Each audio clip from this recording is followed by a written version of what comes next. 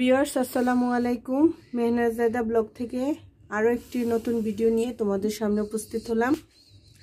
এই যে আজকে পোয়া মাছের ঝুটা দেখো, তোমরা কি কখনো খাইছো? এই যে এক পিস মাছ আর এই ঝুটা কোনোদিন খাইছো? আমাদের বরিশাল অঞ্চলে খায়।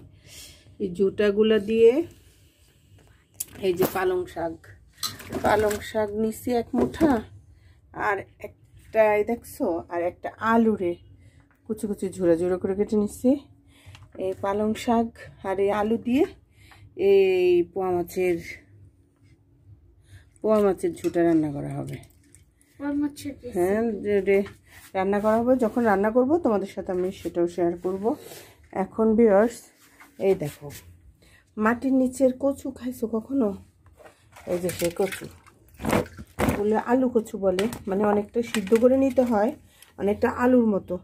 এগুলো হাঁস দিয়ে রান্না করে খাওয়া যায়, গরু মাংস দিয়ে রান্না করে খাওয়া যায়। এগুলো হচ্ছে কচু, দেখতে কি সুন্দর ইয়েলো কালারের, এটা আমাদের নিজেদের। এই কচু দিয়ে এই ইলিশ মাছ দিয়ে রান্না করা হবে ভিউয়ার্স। দেখো আমাকে ইলিশ মাছটা দেখাই। এই যে ইলিশ মাছ দিয়ে কচু দিয়ে রান্না করা হবে। চলো আমরা তাহলে দেখি কিভাবে এগুলো আমরা রান্না করব। প্রথম রান্না করব ঝুটা দিয়ে পালং শাক। হ্যাঁ চলো তাহলে ভিউয়ার্স, এখন আমরা ঝুটা আর দিব তেল। ঝুটা রান্না শুরু হয়ে গেল। প্রথমে পেঁয়াজ,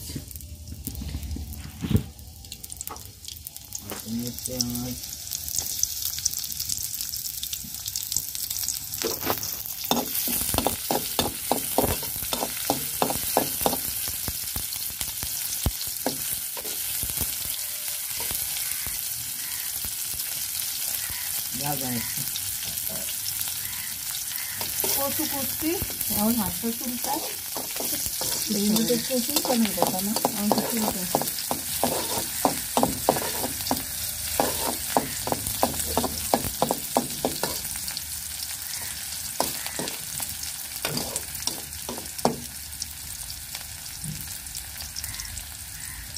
এখন রসুন দেব।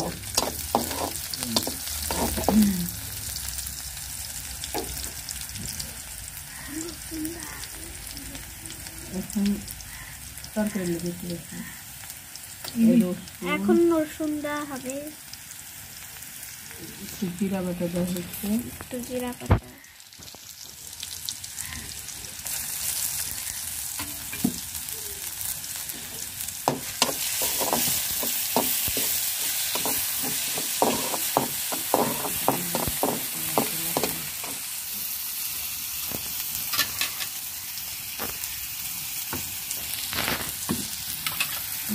এখন দেখো এই যে আমাকে দুটো দিয়ে দেওয়া হচ্ছে, তারপর আলু কুচনো ঠান্ডা হচ্ছে।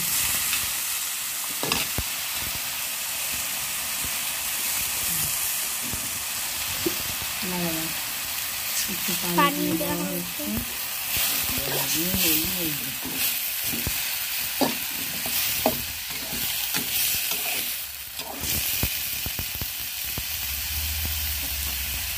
এখন একটু লবণ,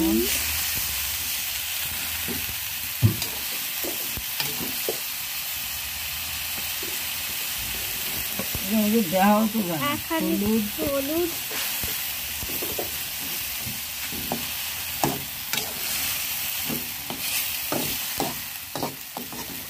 এখন একটু চিনি দেওয়া হবে, কাঁচামরিচ দিচ্ছি,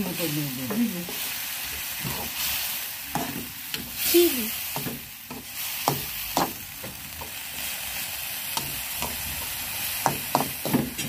পানি দিয়ে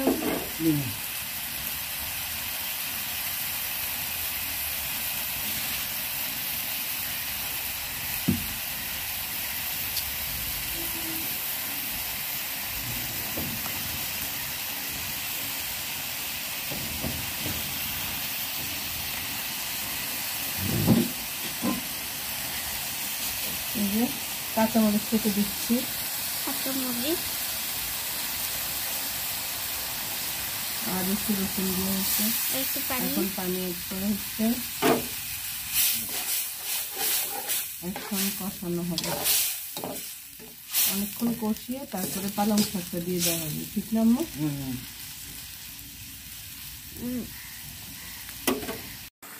এখন শাক একদম কষে গেছে, এখন আমরা শাক দিয়ে দিচ্ছি ঝুটার সাথে।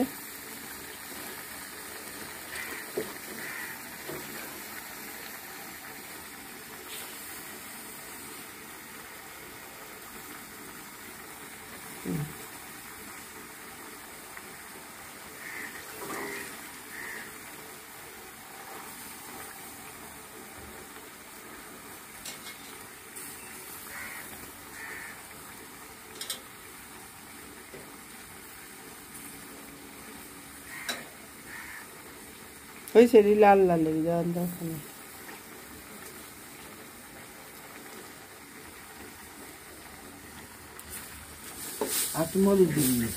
না, অনেকগুলো কাঁচামরিচ দিচ্ছি, এবার মরিচ দিচ্ছি।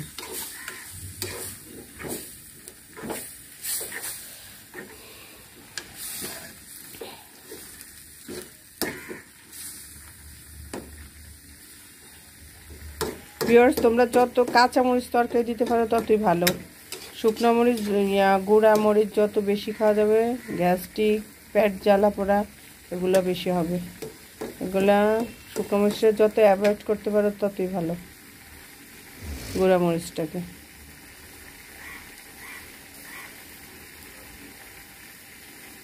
এই তো এখন আমরা ঝুটাটাকে ওই চুলায় দিব, ওই চুলাটা একটু কম জলে, আর এই চুলায় আমরা যে বলছি না কচু দিয়ে ইলিশ মাছটা চড়াই দেবো। হ্যাঁ, এখন এই যে তরকারি চড়ানোর জন্য তেল দেওয়া হয়েছে আর লাগবে না। আর ওই যে ঝুটাটাকে ওই চুলায় দিয়ে দেওয়া হয়েছে।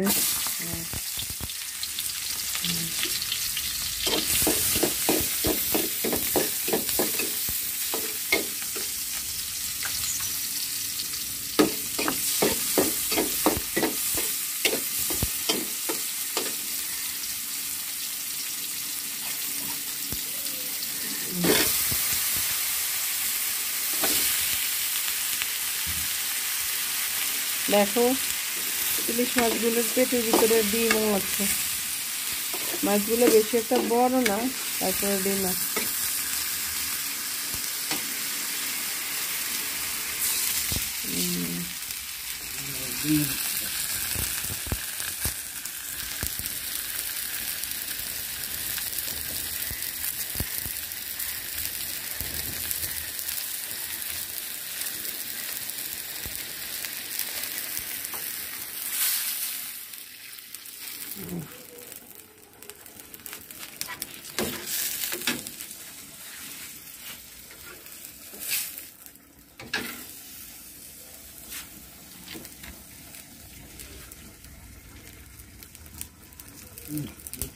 তরকারিটা দিয়ে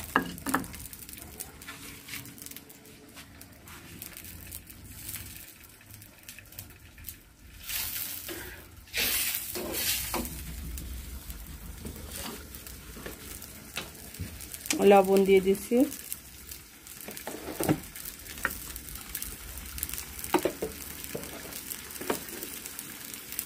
হলুদ দিয়ে দিব এখন।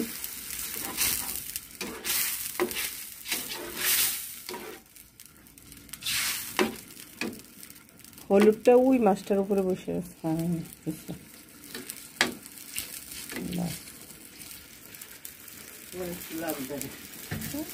মরিচের গুঁড়া দিলাম, এখন দিয়ে মরিচের গুঁড়ি খাইতে এখন পেট ব্যথা করে। এতদিন কাঁচামরিচ খাইছি, পেট ব্যথা করে না, গ্যাস হয়। এখন মাছটা হইতে থাক, তারপরে মাছ উঠে তরকারি দেব না আম্মু?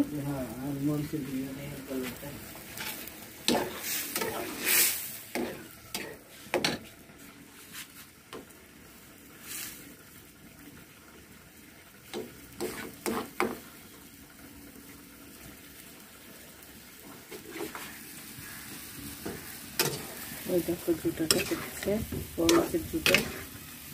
পানিটা টেনে একদম শুকনো শুকনো হয়ে যাবে। আর এটা দেখো মাছগুলি উঠে রাখছি, ইলিশ মাছগুলো উঠে রাখা হয়েছে এখানে।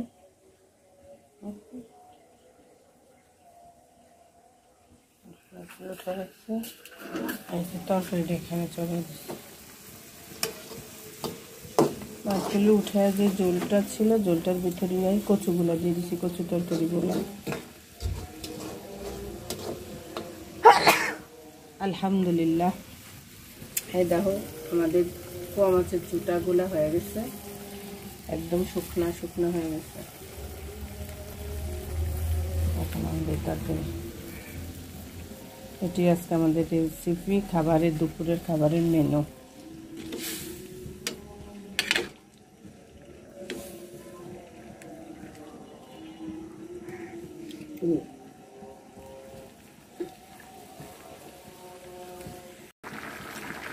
এই যে তরকারি হয়ে গেছে,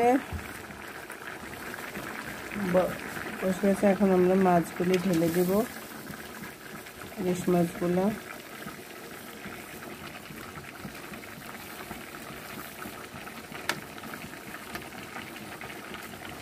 হিরোশিলা যেটা সবাই মাছের উপর, মাছটা একটু সবাই বানাবেন।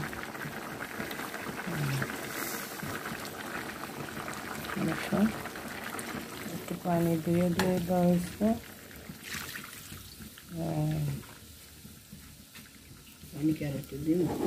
না লাগে, আলাপ নাই হইলিয়ে দেব। মিনি বামন আমি সেখানে আবার ডাল দিই, ডালগুলি জাল দিতে হবে না।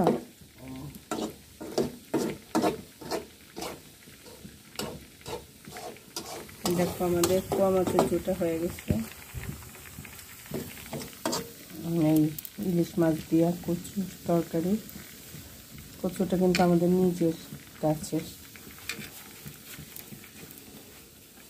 কিনা না।